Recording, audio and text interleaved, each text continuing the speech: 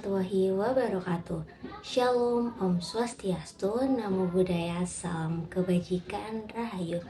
Halo semuanya, jumpa lagi nih sama kita dalam materi Matematika Ekonomi. Sebelumnya, kenalin nih para tim penyusun dari video kali ini. Ada Bapak Muhammad Miftah Farid dan Ibu Suci Rohayati, serta ada kakak-kakak cantik dan ganteng yang juga akan menjelaskan materi kali ini. Yang pertama ada Kak Imraatus Salihah, lalu Kak Rafif Haidar Gunawan, lalu Kak Suci Enitias, lalu Kak Arini Kusnayain, dan yang terakhir Kak Rindi Aulianingrum.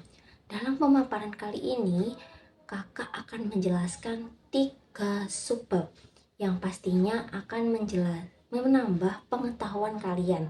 Materi yang pertama tentang menentukan harga dan kuantitas, keseimbangan pasar, lalu menganalisis fungsi biaya dan pendapatan non-linier. Dan yang terakhir menentukan kurva indifferent. Udah siap kan masuk ke materi yang pertama? Udah siap nih kayak teman-teman. Langsung aja ya, kita mulai. Nah, materi yang pertama mengenai menentukan harga dan kuantitas keseimbangan pasar. Sebelum itu, kita harus tahu nih, apa sih pengertian harga?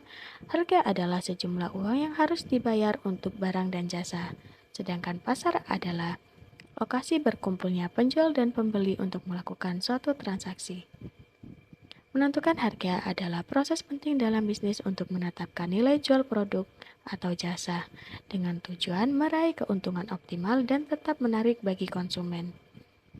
Faktor utama yang perlu dipertimbangkan meliputi biaya produksi, permintaan dan penawaran, target pasar, strategi pemasaran, serta nilai yang diharapkan konsumen. Keseimbangan pasar terjadi pada saat jumlah barang atau jasa yang ditawarkan oleh produsen sama dengan yang diminta konsumen pada harga tertentu. Pada titik ini tidak ada kekurangan atau surplus barang sehingga harga stabil. Faktor yang mempengaruhi meliputi proses pembentukan, diagram keseimbangan, serta keseimbangan jangka panjang dan pendek. Nah, di sini ada contoh kurva keseimbangan pasar untuk rumusnya PS sama dengan PD. PS sama dengan harga penawaran, PD sama dengan harga permintaan, E sama dengan titik keseimbangan, PE sama dengan harga keseimbangan, QE sama dengan jumlah keseimbangan. Selanjutnya, kita masuk ke contoh soal. Fungsi permintaan suatu barang adalah PS sama dengan min 2Q plus 12, PD sama dengan Q plus 3. Berapakah harga dan kuantitas keseimbangan yang akan terjadi di pasar? Nah, masuk ke soal nih. Dalam soal ini kita diminta untuk menentukan keseimbangan pasar. Diketahui PS atau price of supply sama dengan min 2Q plus 12. Dan PD atau price of demand sama dengan Q plus 3. Nah, tadi kan sudah dijelasin bahwa PS sama dengan PD dan sebaliknya tinggal dimasukin nih persamaan yang tadi, min 2Q plus 12 sama dengan Q plus 3. Langkah selanjutnya yaitu dipindah ruaskan yang memiliki variabel disatukan dengan yang memiliki variabel. 12 min 3 sama dengan 2Q plus Q. Pasti teman-teman bertanya-tanya nih, kenapa kok 3 menjadi min 3 dan min 2Q menjadi 2Q? Karena dipindah ruaskan angka yang sebelumnya plus menjadi min, sedangkan angka yang min menjadi plus. Lanjut nih, 12 min 3 sama dengan 9, dan 2Q plus Q sama dengan 3Q. Menjadi 9 sama dengan 3Q, dan selanjutnya Q sama dengan 9 dibagi 3, hasilnya 3. Dalam pembagian walaupun berpindah ruas angkanya tidak berubah. Tinggal disubstitusikan ya, kan tadi Q-nya sudah ketemu yaitu 3. Kita tinggal mencari P-nya dengan menggunakan salah satu persamaan yang tadi. PD sama dengan Q plus 3, tinggal masukin Q-nya ya. Jadi PD sama dengan 3 plus 3 sama dengan 6. Jadi keseimbangan pasar terjadi ketika harga barang 6 dan jumlah barang 3. Ini adalah bentuk kurva dari soal tadi, di mana keseimbangan terjadi di titik 2,12. Perlu diingat bahwa Q kuantitas berada di sumbu X dan P atau harga atau price berada di sumbu Y. Maka penyebutannya Q, Y atau X, Y. Kemudian kita membuat titik-titik pembantu agar bisa membuat kurva. Baik, kita mulai dari fungsi permintaan. Fungsi PD sama dengan 24 min 3Q kuadrat. Lalu kita permisalkan Q sama dengan 0, 1, 2, 3. Oke, yang pertama Q sama dengan 0. Kita tulis dulu fungsi PD tadi ya, yaitu PD sama dengan 24 min 3Q kuadrat. Lalu kita masukin Q menjadi 0 sama dengan 24 min 3 dikali 0 kuadrat. Lalu kita kerjakan dulu yang dipangkatkan. 0 kuadrat sama dengan 0, 0 dikali 3 sama dengan 0. Jadi hasil dari semisalan Q sama dengan 0 sama dengan 24, jadi 0,24. Jika Q sama dengan 1, sama seperti tadi, kita tulis dulu fungsi PD nya ya. Kita masukin Q menjadi 1 sama dengan 24 min 3 dikali 1 kuadrat. Kita kerjakan yang berpangkat dulu. 1 pangkat 1 adalah 1. Jadi 24 min 3 dikali 1, 24 min 3 sama dengan 21. Jadi hasil dari permisalan Q1 adalah 1,21. Jika Q sama dengan 2, kita tulis fungsinya ya seperti tadi. Masukkan Q menjadi 2. 24 min 3, 2 pangkat 2, kerjakan dulu yang berpangkat. 2 pangkat 2, 4. 24 dikurangi 3 dikali 4 sama dengan 24 min 12 sama dengan 12. Jadi hasil permisalan Q sama dengan 2 adalah 2,12 dari titik keseimbangan tersebut tadi ya. Lalu Q sama dengan 3.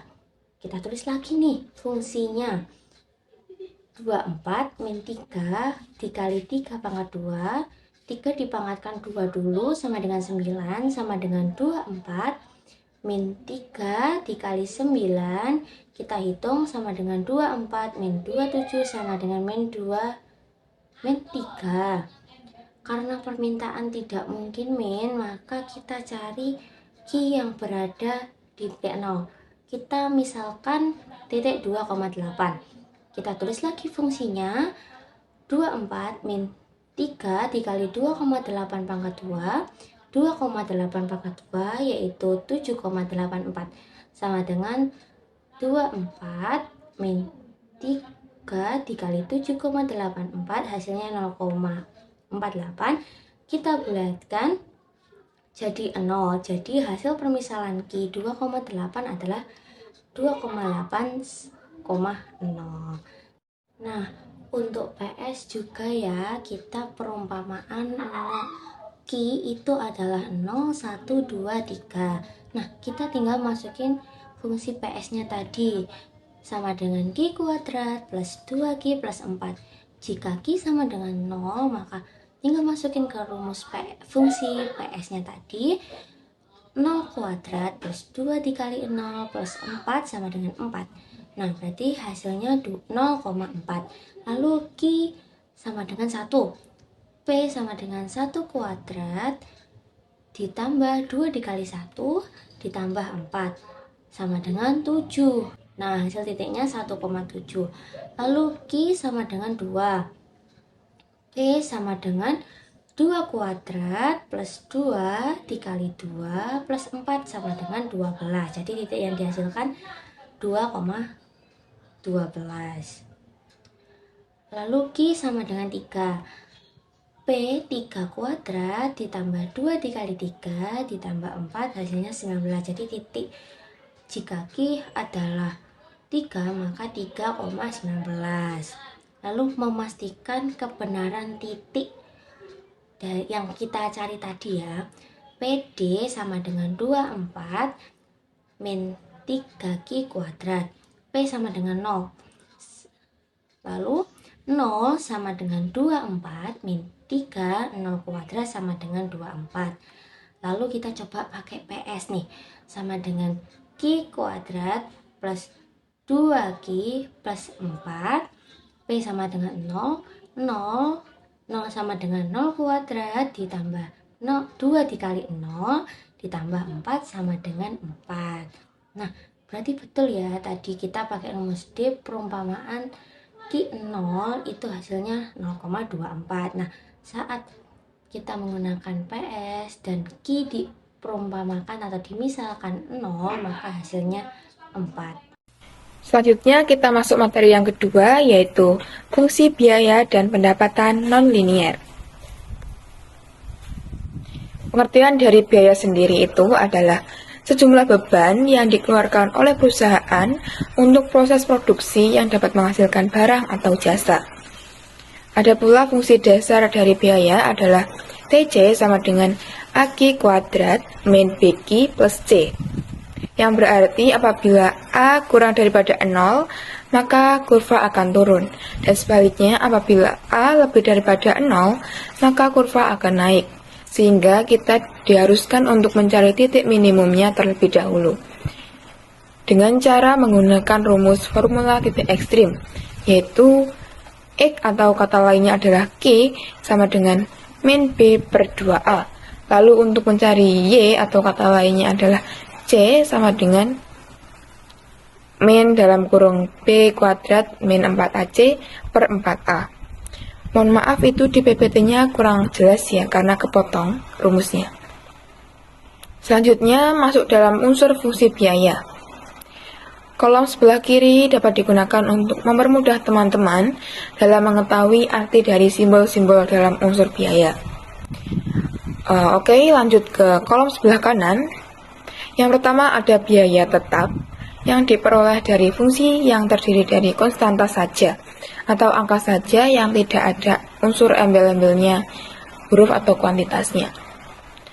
Lalu yang kedua itu ada biaya variabel, yaitu kebalikan dari biaya tetap, yang artinya diperoleh dari fungsi yang ada embel-embelnya huruf atau kuantitinya, atau kata lainnya itu Q. Lanjut ke biaya total, itu diperoleh dari penjumlahan biaya tetap dengan biaya variabel. Lalu untuk mencari rata-rata dari biaya tetap, biaya variabel dan biaya total adalah dengan membagi jumlah biaya itu sendiri dengan Q atau kuantitasnya. Dan yang terakhir itu ada biaya margin, dapat dicari dengan rumus delta cost dibagi dengan delta quantity. Langsung saja masuk ke contoh soal. Di sini terdapat soal untuk mencari A, yaitu unit minimum yang harus diproduksi, B mencari biaya minimum, C mencari fixed cost, variable cost, average fixed cost, dan average variable cost. Dan yang D itu mencari biaya marginal. Diketahui dalam soal terdapat persamaan TC sama dengan 2Q kuadrat min 24I plus 102. Maka diketahui A-nya sama dengan 2Q kuadrat, B-nya sama dengan min 24Q, C-nya sama dengan 102.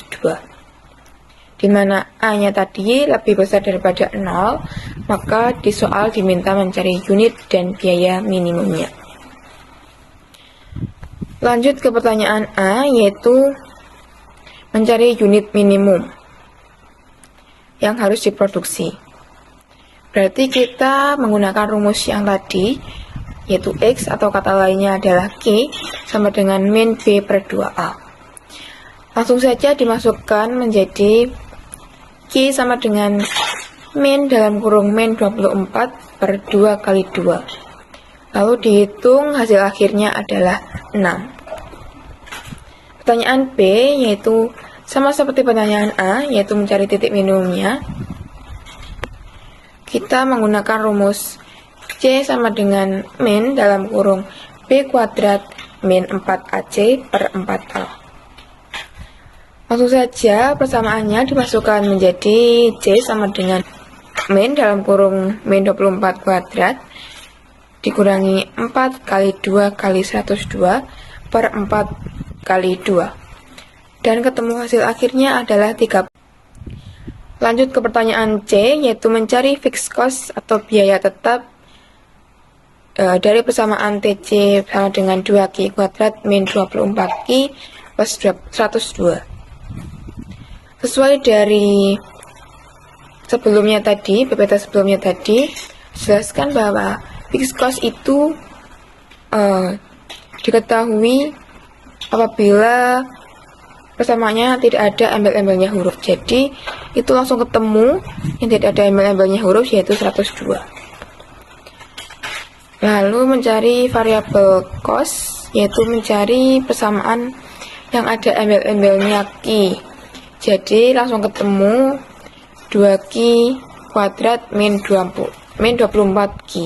Lalu karena tadi Q-nya ketemu di soal A, yaitu nominalnya adalah 6, maka kita harus memasukkan nominalnya 6 itu tadi ke fungsi variabel cost, yaitu menjadi 2 kali 6 kuadrat min 24 kali 6, yaitu ketemu hasil akhirnya adalah min 72. Lalu selanjutnya mencari rata-rata biaya tetap dan biaya variabel adalah dengan membagi nilai biaya tetap atau biaya variabel itu dengan kuantitasnya. Maka hasil akhirnya adalah 17 dan min 12. Pertanyaan terakhir itu adalah mencari biaya marginal. Di awal sudah diketahui bahwa apabila Q-nya 6 atau jumlahnya 6, maka total biayanya atau TC-nya adalah 30. Maka kita harus mencari apabila kuantitasnya bertambah 1 atau 6 ditambah 1 sama dengan 7, berapa total cost-nya atau total biaya yang dikeluarkan. Maka kita masukkan persamaan awal tadi, yaitu menjadi TC sama dengan 2 kali 7 kuadrat min 24 kali 7 ditambah 102, maka hasil akhirnya adalah 32. Jadi jika kuantitasnya bertambah 1 menjadi 7, maka total biaya yang dikeluarkan adalah 12. Lanjut ke pencarian margin. MC sama dengan delta TC dibagi dengan delta Q. Oke, lanjut. Hasil akhirnya adalah 2. Jadi jika unit yang diproduksi bertambah 1, maka biaya yang dikeluarkan bertambah 2. Setelah kita belajar tentang fungsi biaya, sekarang kita masuk ke fungsi pendapatan. Sebelum itu, apa sih pendapatan itu? Apa sih fungsi pendapatan itu? Jadi, pendapatan adalah penerimaan yang diterima atas jumlah barang yang dijual. Sedangkan fungsi pendapatan ialah fungsi yang menggambarkan hubungan secara langsung antara jumlah barang yang terjual dan jumlah pendapatan yang dihasilkan. Dalam analisis ekonomi, fungsi ini sering digunakan untuk memaksimalkan pendapatan atau menentukan strategi harga yang optimal. Rumus dasarnya yakni TR sama dengan P dikali Q, atau TR sama dengan B min AQ dikali Q, atau TR sama dengan BQ min AQ kuadrat. Kemudian, beberapa rumus yang akan digunakan dalam fungsi pendapatan seperti AV atau average revenue atau pendapatan rata-rata, yakni R atau revenue dibagi dengan Q atau quantity. Lalu yang kedua ada MR atau marginal revenue, yakni tambahan pendapatan yang diperoleh ketika menjual satu barang tambahan, barang atau jasa.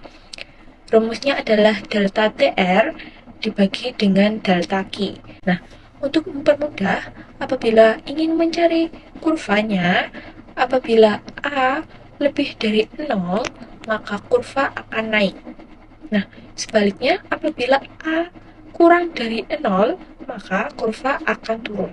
Apabila kurva turun, maka ada titik maksimum yang dapat dicari dengan titik ekstrim parabola atau titik puncak, yang rumusnya Q, TR sama dengan min B per 2A, B min 4AC per min 4A, atau bisa juga menggunakan rumus min B per 2A, FQ, di mana A adalah nilai pertama yang diketahui dalam persamaan atau soal, B adalah nilai kedua dalam persamaan atau soal, TR adalah total revenue atau total pendapatan, P adalah price atau harga, Q adalah quantity atau jumlah barang, dan yang bentuk segitiga itu disebut delta, yakni delta TR dan delta AQ atau delta jumlah barang. Baik, akan lebih jelas mengenai fungsi pendapatan, mari kita kerjakan contoh soal berikut. Fungsi penerimaan yang dihadapi oleh seorang produsen monopolis ditunjukkan oleh P sama dengan min 1,5 Q ditambah 900.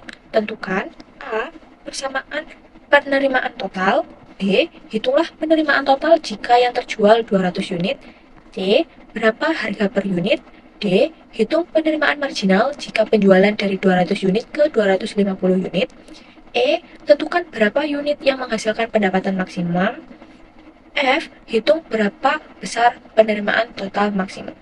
Oke, mari langsung kita kerjakan. Soal yang pertama, berapa persamaan penerimaan total? Nah, penerimaan total atau TR rumusnya P kali Q. Jadi sudah diketahui bahwa P sama dengan min 1,5 Q plus 900. Maka kita masukkan nilai P ke rumus TR. Jadi, TR sama dengan min 1,5 Q plus 900 dikali Q menjadi min 1,5 Q kuadrat plus 900 Q.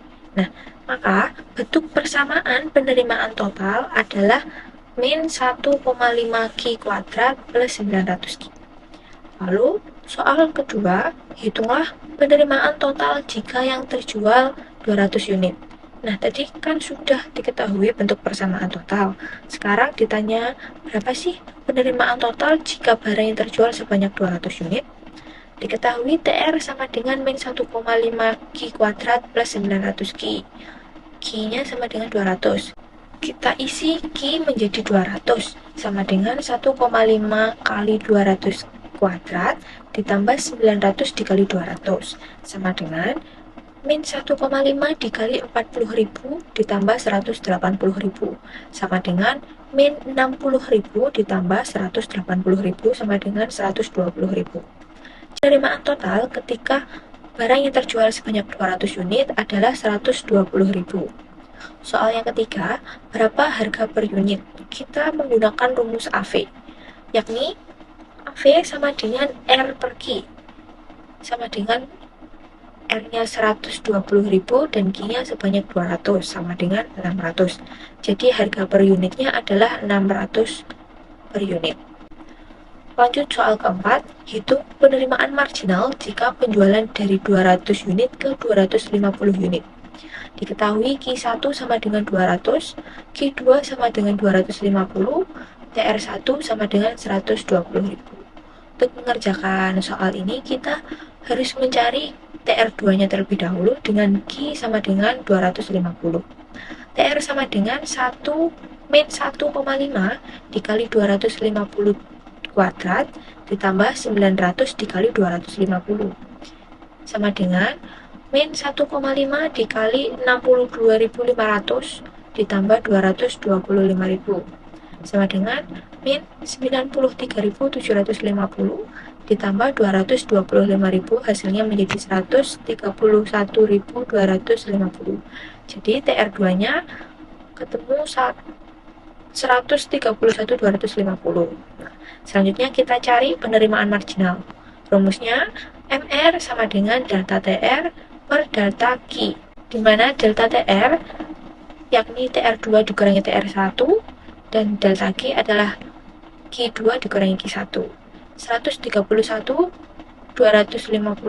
dikurangi 120.000 dibagi 250 dikurangi 200 menjadi 11.250 dibagi 50, hasilnya adalah 225. Jadi penerimaan marginal dari Q yang awalnya 200 ke Q 250 sebesar 225.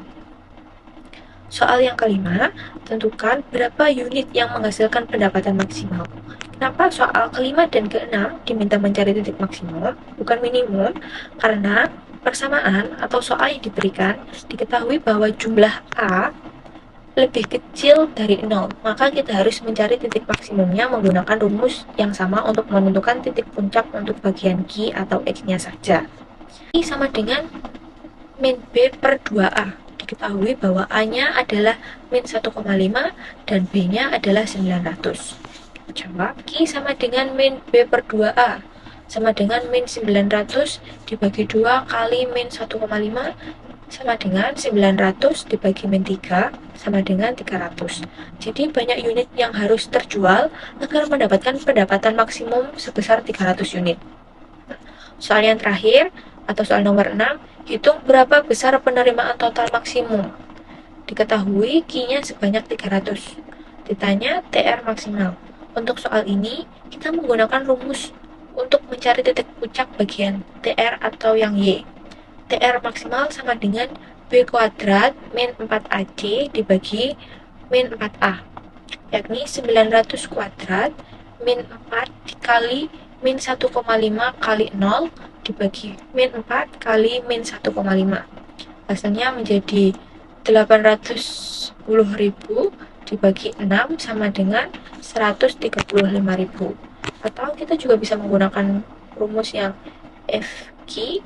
Diketahui F sama dengan fungsi atau persamaan yang diperoleh pada soal nomor 1, yakni min 1,5 Q kuadrat plus 900 Q. Maka langsung kita masukkan saja Q-nya sebesar 300 ke dalam fungsi tersebut, menjadi 900 dikali 300 dikurangi 1,5 kali 300 kuadrat. Jadi 270.000 dikurangi 1,5 kali 900 sama dengan 270.000 dikurangi 135.000, hasilnya menjadi 135.000. Jadi total penerimaan maksimumnya sebesar 135.000. Nah, setelah kita menyelesaikan contoh soal fungsi pendapatan, semoga teman-teman bisa makin paham ya tentang fungsi pendapatan. Oke, selanjutnya kita akan belajar tentang fungsi BEP. BEP adalah singkatan dari break even point atau bisa disebut titik impas. Adalah suatu kondisi di mana total biaya sama dengan total penerimaan. Kondisi ini menunjukkan penjual tidak mendapat untung maupun rugi. Ada beberapa kondisi TR lebih besar dari TC, maka perusahaan mengalami laba. Jika TR lebih kecil dari TC, maka perusahaan mengalami rugi. Jika TR sama dengan TC, maka perusahaan mengalami break even point atau BEP. TR adalah total penerimaan dan TC adalah total biaya. Rumus mencari BEP yakni TR sama dengan TC. Agar lebih paham, mari kita selesaikan contoh soal berikut. Penerimaan total yang diperoleh sebuah perusahaan ditunjukkan oleh persamaan TR sama dengan min 0,10 Q kuadrat ditambah 200 Q. Sedangkan biaya total yang dikeluarkan TC sama dengan 0,25 Q pangkat 3 min 3 Q kuadrat ditambah 7 Q ditambah 20. Tentukan apakah perusahaan untung, rugi, impas apabila Q sama dengan 10 dan Q sama dengan 20. Mari kita selesaikan. Ketika Q sama dengan 10, kita tulis dulu rumusnya, TC sama dengan TR. Lalu kita tulis persamaannya, 0,25 Q pangkat 3 dikurangi 3 Q kuadrat ditambah 7 Q ditambah 20 sama dengan min 0,10 Q kuadrat ditambah 200. Kemudian kita masukkan nilai Q sama dengan 10 ke dalam persamaan tersebut. Jadi 0,25 kali 10 pangkat 3 dikurangi 3 dikali 10 kuadrat ditambah 7 kali 10 ditambah 20 sama dengan min 0,10 dikali 10 kuadrat ditambah 20 kali 10. Kita hitung dulu yang dipangkatkan. Jadi 0,25 dikali 1000 min 3 dikali 100 ditambah 70 ditambah 20 sama dengan min 0,10 dikali 100 ditambah 200. Lalu kita kalikan 250 dikurangi 300 ditambah 90 sama dengan min 10 ditambah 200. Setelah dijumlahkan hasilnya menjadi TC sebesar 40 dan TR sebesar 190.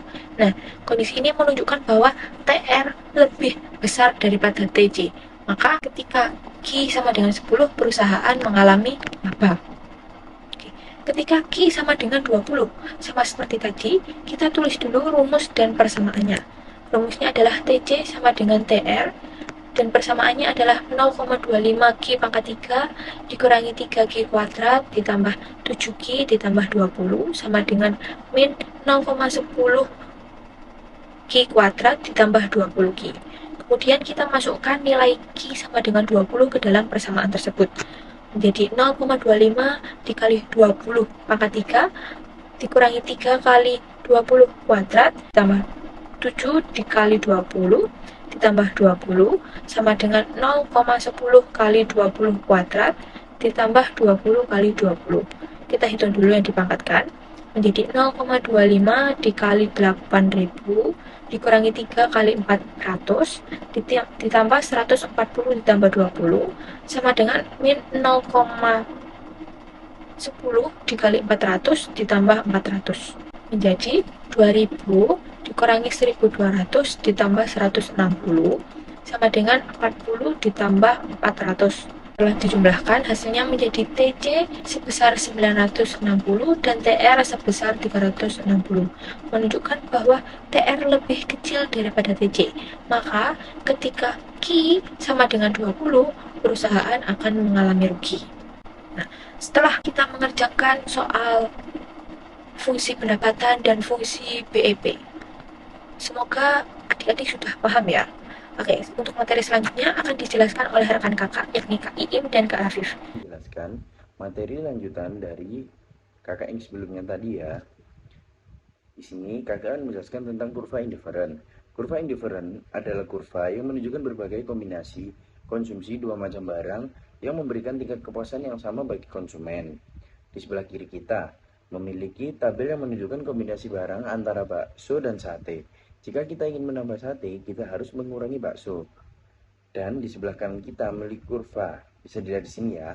Lalu lanjut ke ciri-ciri kurva indifferent yang pertama adalah semakin jauh kurva indiferensi dari titik origin, semakin tinggi tingkat kepuasannya.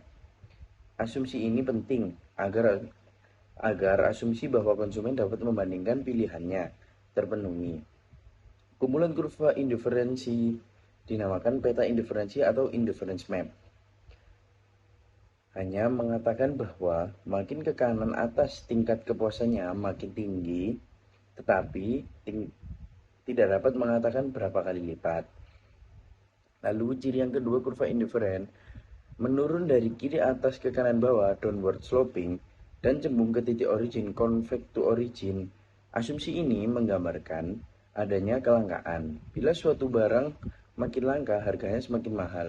Hal ini dijelaskan dalam konsep marginal rate of substitution atau bisa disingkat MRS, yaitu berapa banyak barang yang harus dikorbankan untuk menambah satu unit barang demi menjaga tingkat kepuasan yang sama. Berdasarkan hukum LDMU, jumlah yang ingin dikorbankan makin kecil pada saat jumlahnya makin sedikit atau langka. Kurva indiferensi yang cembung ke arah titik origin menjelaskan kadar penggantian marginal. Tingkat penggantian marginal menggambarkan besarnya pengorbanan atas konsumsi suatu barang untuk menambah konsumsi barang lainnya dengan tetap mempertahankan tingkat kepuasan yang diperoleh. Kurva indiferensi tidak saling berpotongan. Garis grafik kurva indifferent juga tidak mungkin saling berpotongan. Hal tersebut karena setiap kurva indifferent bersifat konsisten dalam menunjukkan tingkat kepuasannya yang berbeda atau tidak mungkin diperoleh kepuasan yang sama dari kurva yang berbeda. Asumsi ini penting agar asumsi transitivitas terpenuhi. Pada gambar 4.5 yaitu IC1 dan IC2 berpotongan di titik B. Berarti IC1 dan IC2 di titik C. IC2 lebih besar daripada IC1. Padahal di titik A, IC1 lebih besar daripada IC2.